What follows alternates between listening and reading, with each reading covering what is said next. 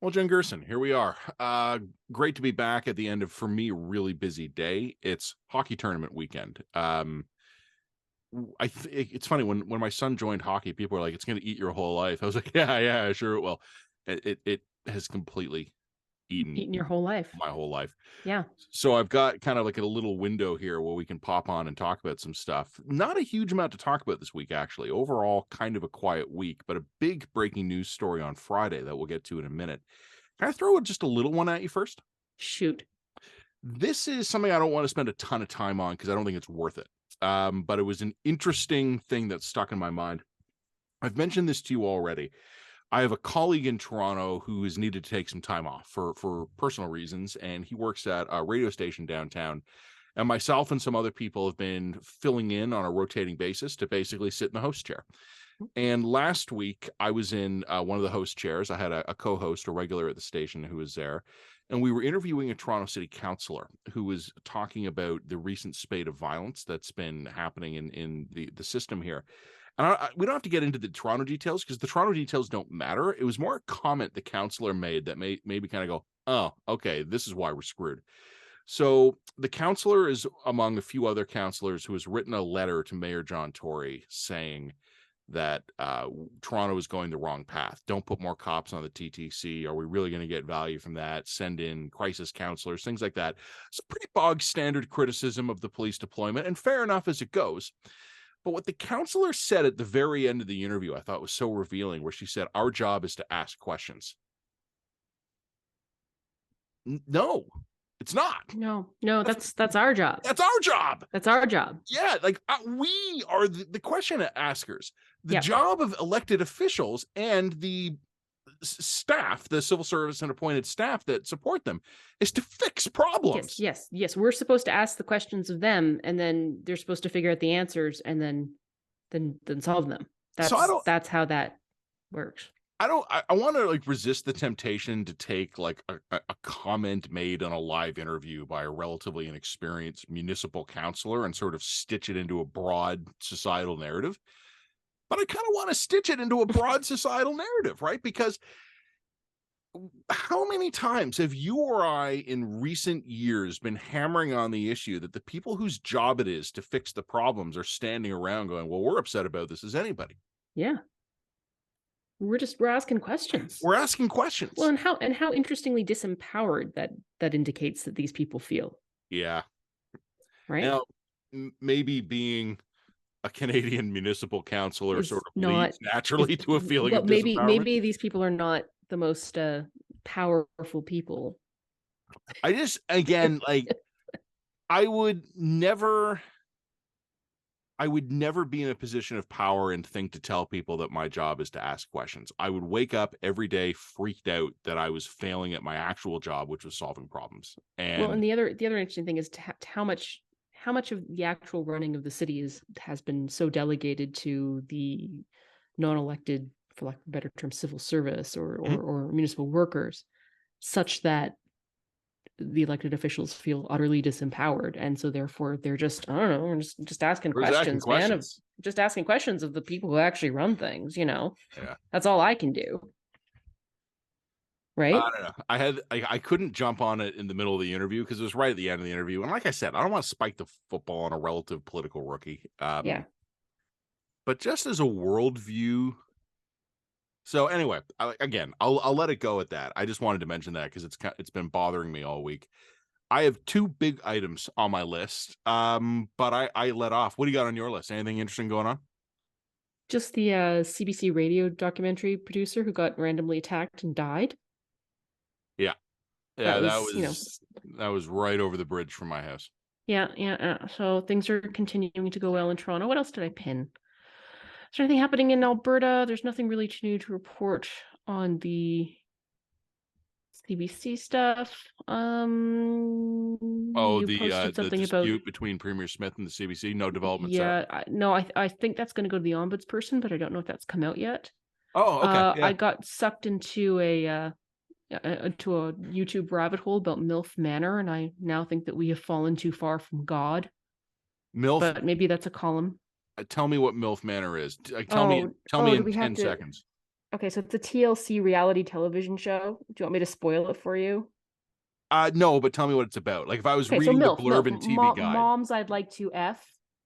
So it's women sort of in the 40s to Hang on, what does the late F 50s. stand for? Really? M I have to I tell you what the F L stands for? F. Moms, I'd like to. I'm not getting it, Jen. What's it stand for? Shut up. You're being terrible. Moms, I'd like to. We've had our Friendship. subscribers get angry at us for swearing, and I'm trying to be good lately. I'm trying to be so much better. Wait, Jen, is the word fuck? Is that what the word is? But who would want to do that to these mothers who are just raising their children and their families? All I'm right, Matt, outraged. you deserve what I'm about to send you. You All right. deserve every single moment of what I'm about to send you. What are you Can I about to send spoil me? this for you? And hey, if you don't want to have MILF Manor spoiled, please skip ahead by about 5 minutes because I'm going to get into it. Okay, go for it. So in the first episode, it brings together, these very attractive women in their 40s up to their late 50s. Upstanding And citizens. upstanding, definitely high quality women who you would want in your young son's life. Family Of course, people. the conceit here is that these are older women who like to be with younger men. Right. Oh. So of course, TLC brings out like the younger men in shadow form, and as the sheet lifts, Wait a revealing minute. them in Wait a all minute. Wait a minute. I'm interrupting you, but I'm gonna guess I know where this is going. Can I guess? Is it like a weird dating show where these older women are paired up with younger men, but they don't know that the younger men are somehow connected to the other women? the sheet reveals their sons. So are the sons flirting with their mother's friends, or is it some even worse than that? Is it like they're just flirting with their moms? No, there definitely is some Oedipal tension there for sure for a couple of these sons. But like in episode 2, it's this one mom confessing that she slept with her son's best friend in front of her son. The son freaking out. The whole Stifler's mom thing going on there. Oh yeah. Yeah. Anyway, so you have all That's of a pop these, you have all culture these men, reference. and these men are in their like early 20s, and they're hitting on these older women like in front of their moms, and the moms are watching their sons hit on their same age peers. And they're being completely grossed out by this, but meanwhile, they're also partaking. Yeah, and they're all pretending that this is fine somehow. It's extremely good reality TV and utterly unethical. All Like right. people will be psychologically damaged by this show. I need a Gerson. I need a full Gerson takedown of this. I'm going to authorize you to use the company credit card to get bottle wine, snacks, and just settle in, watch a bunch of episodes. I think nothing has come so close to converting me away from atheism to fundamentalist Christianity. You know, that's funny. So we were one of my friends this week was talking. Is it funny? Yeah, because free speech has gone too far, Matt. This is it. This is my line.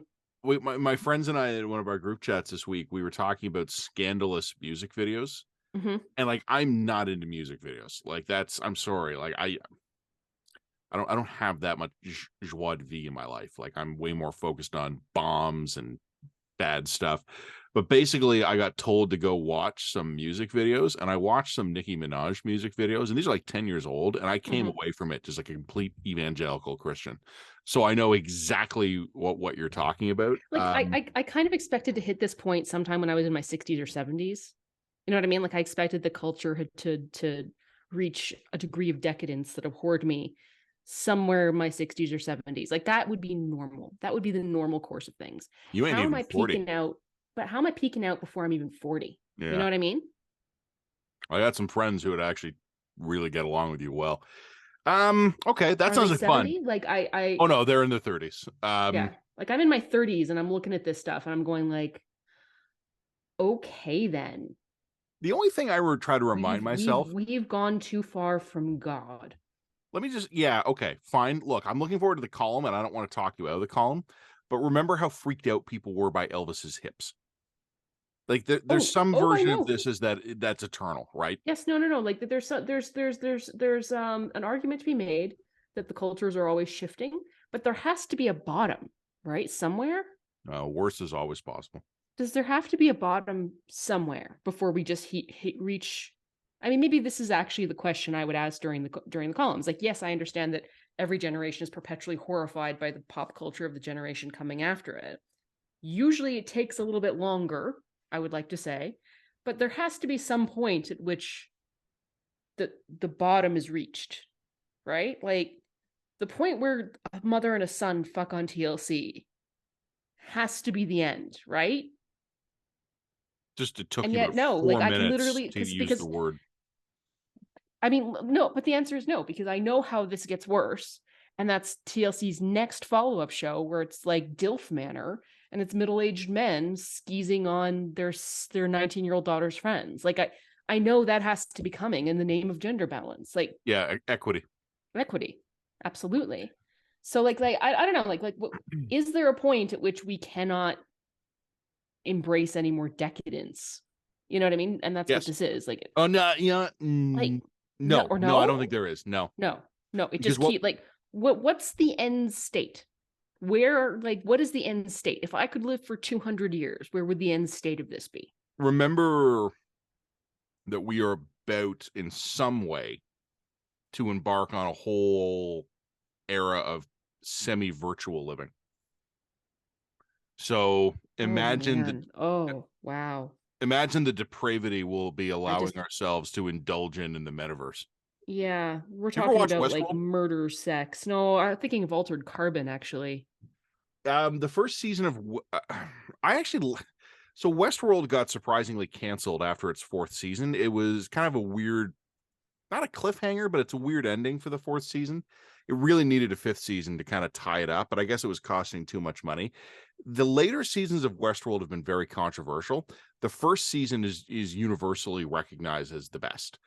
And I'm trying to give you the spoiler-free version of this. Well, I In know the enough about Westworld. Yeah, Westworld. Like they're it's robots. well, it's the near future, and very rich people visit like a simulated environment of the Wild West. It's on an island where they've recreated like a town in the Wild West, and they have like homesteads and rebel groups around it. And you interact with NPCs, non-player characters that are completely lifelike sentient robots, and they can be killed. You can have sex with them, you can torture them. And yeah, it's basically how depraved. So you think we're depraved now? Imagine how depraved we'll be when there's no moral consequence for the depravity. But the For a other problem is like time, just there'll be a but this and probing. this and this goes into the porn issue, right? Like there is a point at which, for lack of a better term, the decadence starts to melt the brains of people who are partaking in it. You know, would people be into so many kinks nowadays if they didn't have constant access to pornography that was forever pushing their hedonic treadmill further and further and further?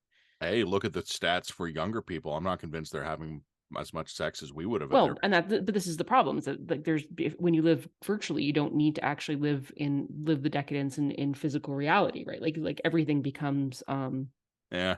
I did the Kinsey report that came out a couple years ago that was so controversial about this. It basically said, what's the generation behind us, millennials, Gen Z?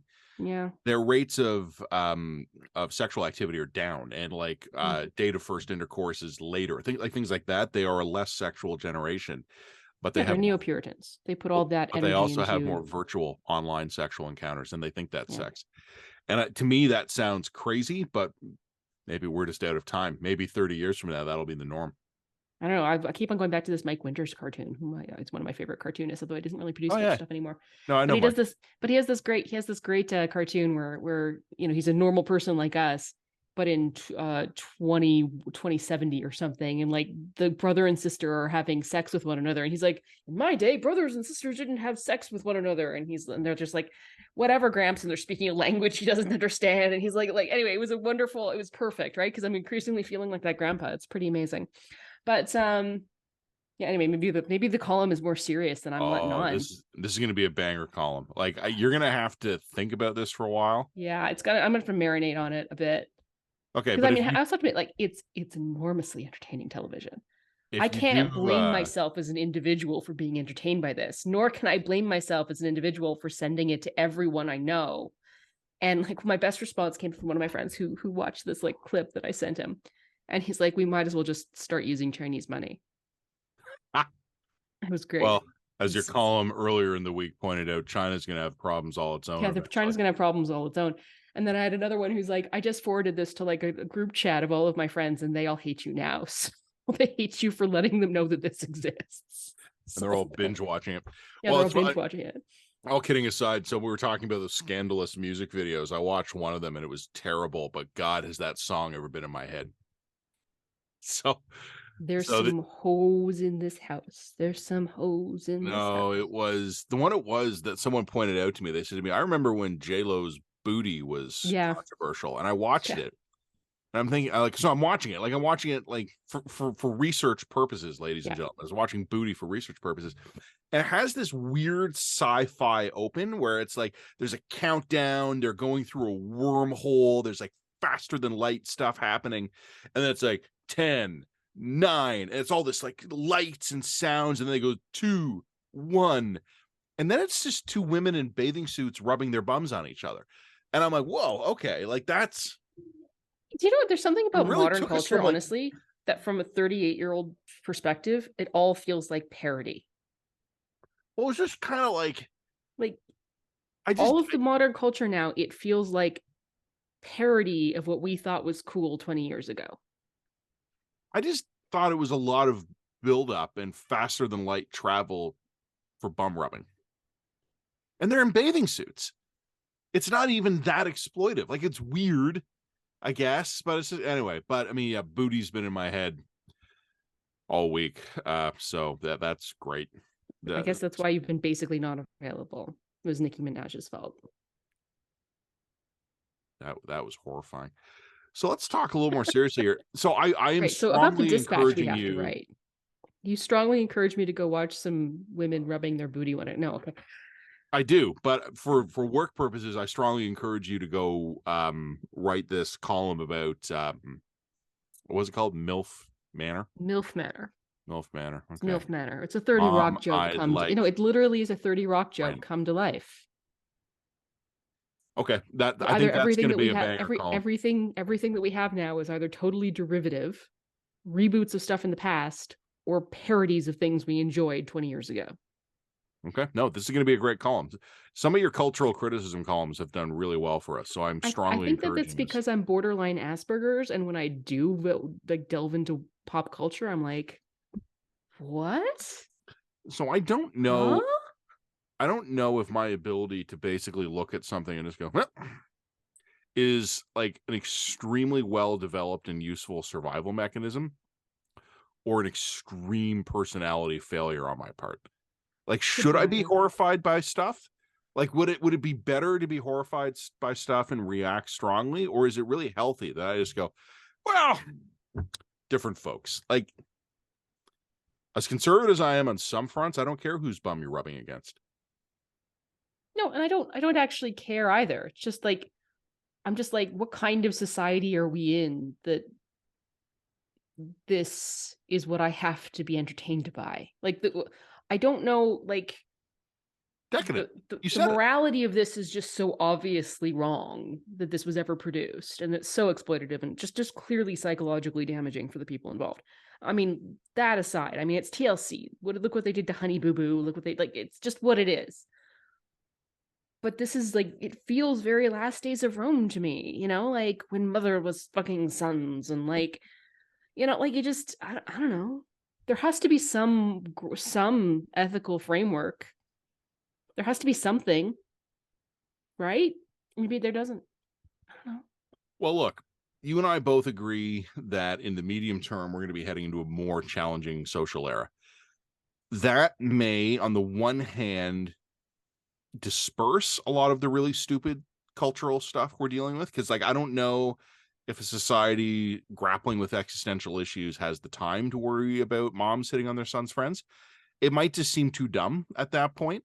The other possibility, of course, is that the worse things get, the more we lean into it, and that there will literally be no bottom. And yeah, I'm kind of going with that. That's what I'm going into. Yeah, I think that's where this is going. I think there might not be a bottom. So I think the bottom is limited only by our capacity for creativity. You had the ability before I did to visit the metaverse. I finally got a chance to do that a couple months ago. and it was interesting. Like I spent about 10-15 minutes wandering the metaverse. And I came away from it with the same feeling I have about the metaverse, which is that this could be transformative when it's better, but it's not there yet. Um, but when the metaverse becomes an actual outlet for bad human it things, it has to be, because let's be blunt, like any transformative technology is colonized by porn first, and it tends to be porn that attracts the money and the resources to do the actual stuff. I mean, if you look like videos on the internet, some forms of social media, all of this stuff was championed by pornography well, you know before the it old became joke: mainstream. the internet was built by sex addicts and Trekkies. Yeah, it's true, and I like Facebook's actually taken a bit of a stance against porn on the metaverse. Like they've been against it, but because they've done that, they've cut themselves off from enormous amounts of potential capital and funding. Once the devices, the actual headsets, become advanced enough, and probably other haptic feedback systems, which is a very delicate way of describing sex toys that are Wi-Fi enabled, you won't need Facebook. There'll be alternate ecosystems, and eventually, I There'll think be alternate ecosystems. Facebook will just buy into it eventually. Like They'll have to. like once there's some $30 billion a year sex Industry book thing happening, Facebook will just buy it. Yeah. So, all right, well, that's going to be an amazing Jen Gerson column. Terrifying in some ways, but I'm looking forward to that. I want to tell you about. I just want to go sew, man, and garden. You want to go left alone. I want to sew and garden and be left alone. I want to be a 70-year-old woman. Why can't I just be a 70-year-old woman now? You'll get there. That's the good news, is you're already on the right course. When you want it, when all you want to be is older, you'll never be disappointed. Set your expectations accordingly. Speaking of expectations, I was right about the liberals and guns. Yeah, you were. That's hilarious. So for listeners who and viewers who don't know what I'm talking about, early Friday morning, in a surprise move. Well, I should rephrase surprise. We didn't know it was coming today. I did expect it to come. The Liberals reversed 100% on their controversial gun control amendments that they introduced in November. The 1-minute recap of this is that in November, the very same week, the Prime Minister was at the Public Order Emergency Commission, and that was the story. The Liberals took a gun control bill about handguns that was already through witness stage, already on to second reading, and they proposed an amendment to that bill that was the largest overhaul of Canadian gun control laws in 30 years. And it took me like a week or so to kind of get caught up in it, because I kept looking at it and going, what the fuck? No, they can't really be doing this. I kept like flipping through the pages. I was like, really? And what made me suspicious, Jen, you'll remember we talked about this at the time, it was that what they were proposing was enormous. And these are the guys who talk up the smallest accomplishment. And they were proposing something that was actually a generational transformative change, and they weren't talking it up. They were underplaying it. And I realized that they didn't know what they were doing. And I don't know, and I still don't know, because they made one of two mistakes. I don't know which one it was. Either they literally didn't understand the enormity of what they were proposing, or they didn't understand the amount of blowback that it would get back. And it's the same kind of error. It's only talking to people who already agree with you and concluding that anyone who disagrees with you is like American bots and misinformation and stuff. The Liberals had a massive blind spot on this. It blew up in their face. By December, we called it here at the line, and we said the Liberals are going to find a way to walk this back. They're going to have to kind of like let it breathe for a while. They're going to try and probably let it go after Christmas. No one will be paying attention, and then they'll pull it back. And this morning they pulled it back on Friday morning. I don't know if I actually have anything left to say about this, because I think I said it all like 8 times already. The only thing that is maybe worth mentioning that is new, we'll recap the timeline here. We'll just tell people what happened. What does it tell us about, like, we know you saw that Abacus poll earlier in the week. We see that the Conservatives have opened up a big lead, the biggest they've had since they were a majority government. We also see on the issues polling that the Liberals are losing on everything. They're losing even on issues they probably should be winning on. I mean, all the important stuff. Any issue that is top of mind with Canadians right now, the Liberals are not doing well. Yeah, that's actually probably our lead item for the Dispatch, is that Abacus poll. Just And FYI. yeah, probably. And on top of that, guns have been one of their most reliable go-tos. Yeah, And and even the well's dry. not only is, yeah, it is, I think that's right, but I also think on this one they made enemies. Yeah, especially with And First Nations people. First Nations, Indigenous people, Mhm. Maritimers, Mhm. Quebecers, Mhm. other, like I've told you this before, I don't think the broader non-gun owning public understands that Canadian gun owners are not a monolith. The No. hunters and the target shooters are different groups with different agendas. They've been unified on this one. So you've brought, and there are more Canadian gun owners than people realize. People always think there's like the gun owning community in Canada is like 30 weirdos. Yeah. There are millions of Canadian gun owners. A quarter of Canadian houses thereabouts have guns in them. Probably more, because I know for a fact a lot of people don't declare, which is illegal, but they don't trust the Liberals. So what happened? Like, how many times have I said in recent months, since we first wrote about it in June of last year, these guys they're on the glide path, like they're not performing well. This should have been a slam dunk for them.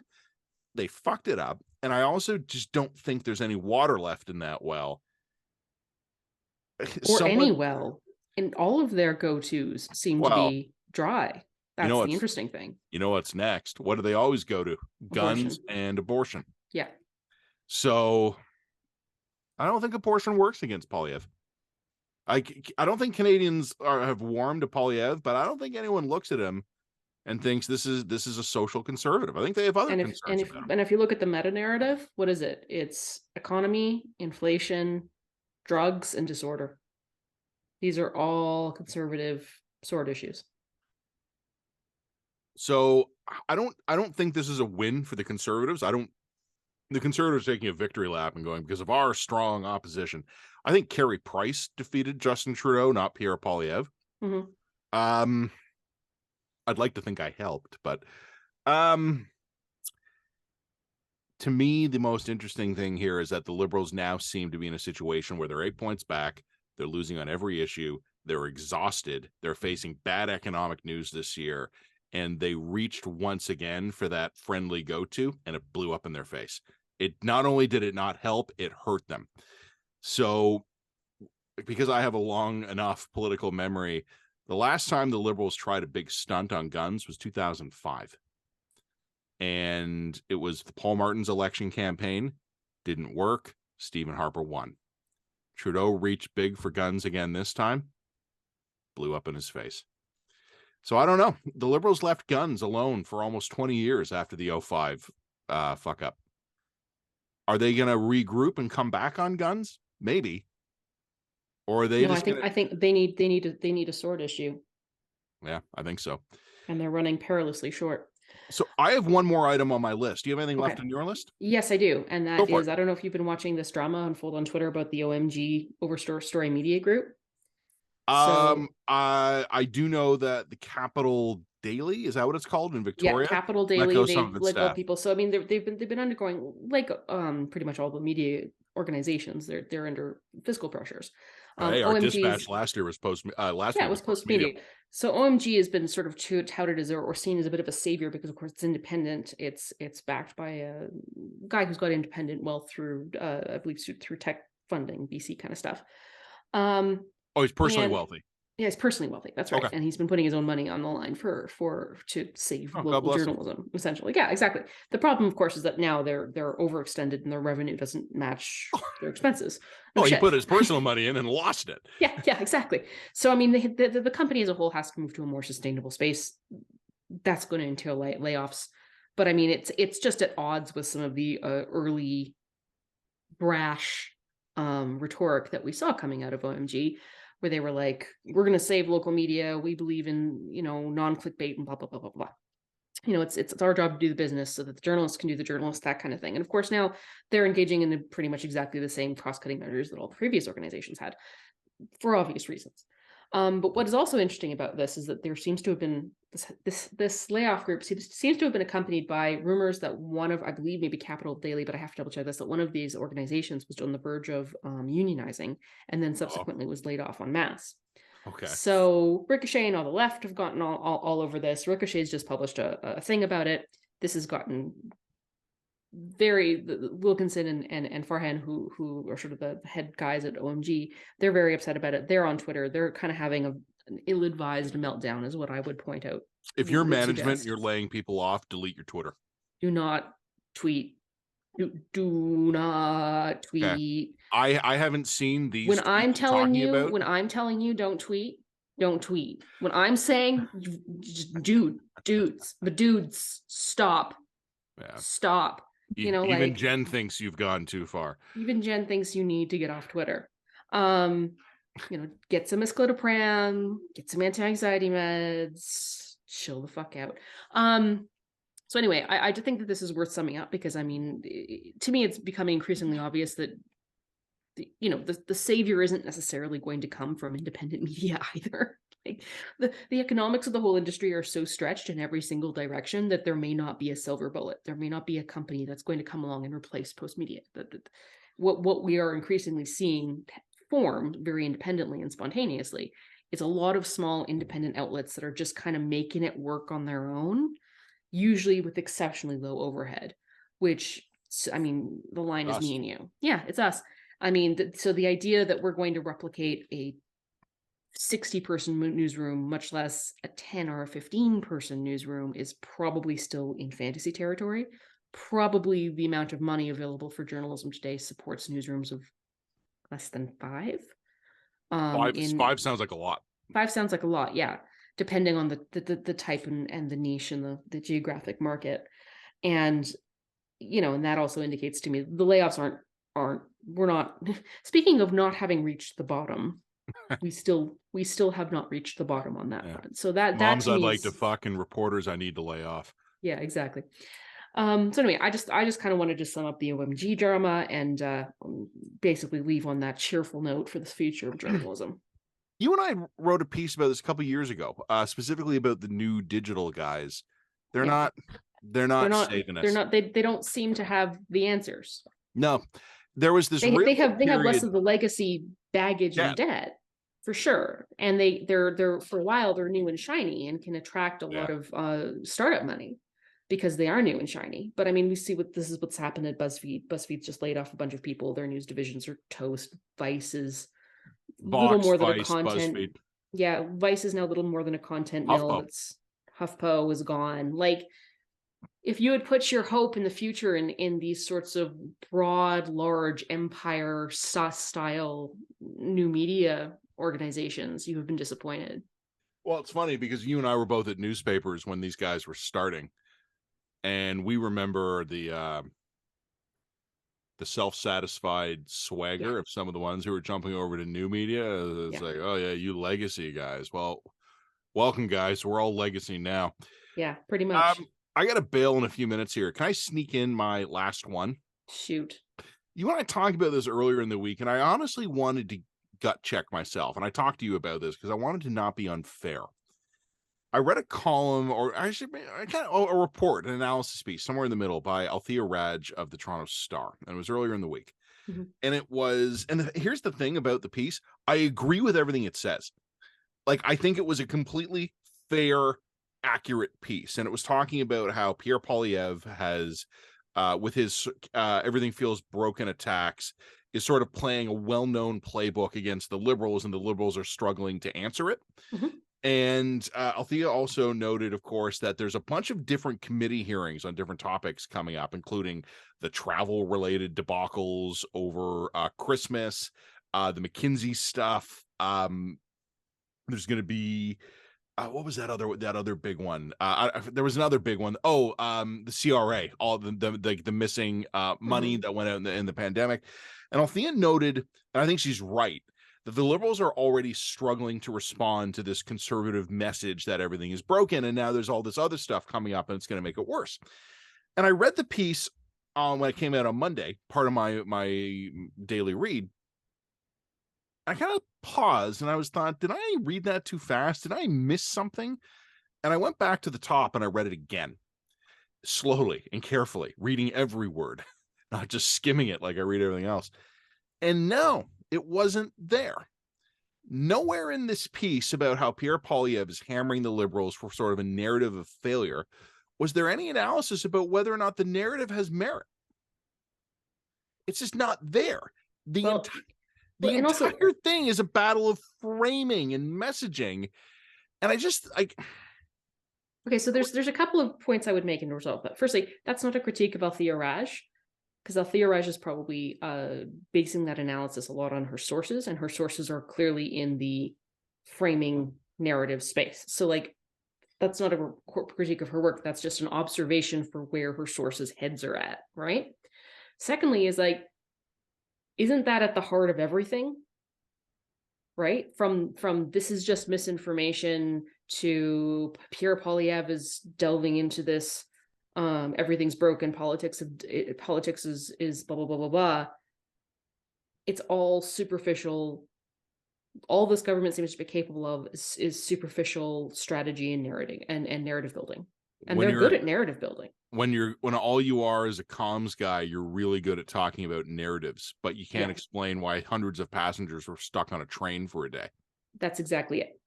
That's exactly it. There's been just an absolute unwillingness by this government, really from its inception, to accept consequence and responsibility for their own shortcomings.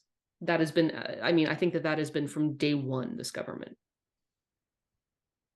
It's just, it was really interesting because I actually have a lot of time for analysis of political messaging and framing. Yeah, that's really interesting stuff. I do a lot of that stuff too, because you spend as much time watching the news as we do. You notice this stuff. But I just read that piece, and the entire thing treated it was all. Remember, I've told you before that our politics has been memeified. So something I come back to like a lot. And I just basically say like politics and governance are just completely disconnected blobs. Maybe they loosely orbit each other, but that's about it. This piece, the entire thing was the battle of the frames and the narrative and the messaging. And there was nothing in there. Was there like maybe the closest she would have come to it was when she was talking about the upcoming committees and it kind of acknowledging, hey, like there might be some bad news here. But like, if you want to talk about the narrative that Canada is broken and you don't want to talk about the fact that I'm lucky enough to have a family doctor, but there's a 4-week like wait time to get a non-emergency appointment where we like supply chains are still screwed up, where the government needed 8 months to declare victory on passports, where we had a Tylenol panic.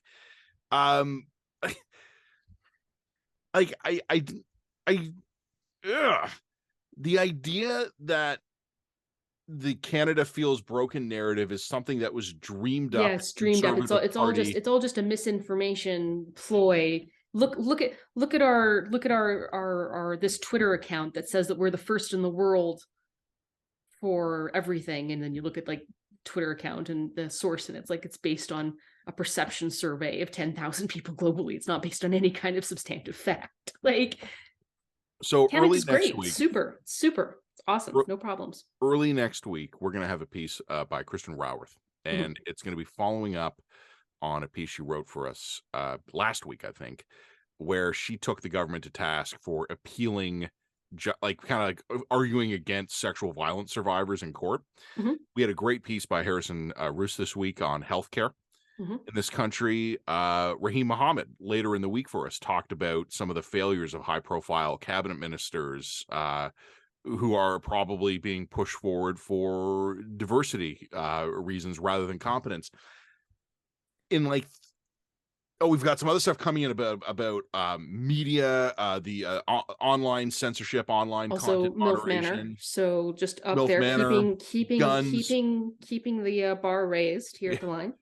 So all of these stories in the mix for us right now, a tiny little outlet, all of them calling attention to genuine policy problems we have in this country, or at least management problems.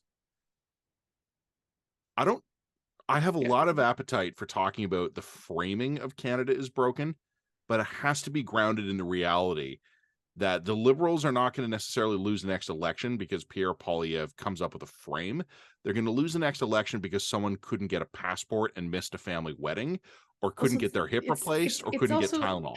But it's also this. It's like these framings don't work unless they're rooted in some kind of reality. That's the other thing. Yep. If Pierre Poilievre started coming out tomorrow and his campaign was Manitobans are aliens. Yeah, that's not going to work. You can't you'd get the PPC vote. Yeah, well, fair. But I mean, this is the point. You can't just.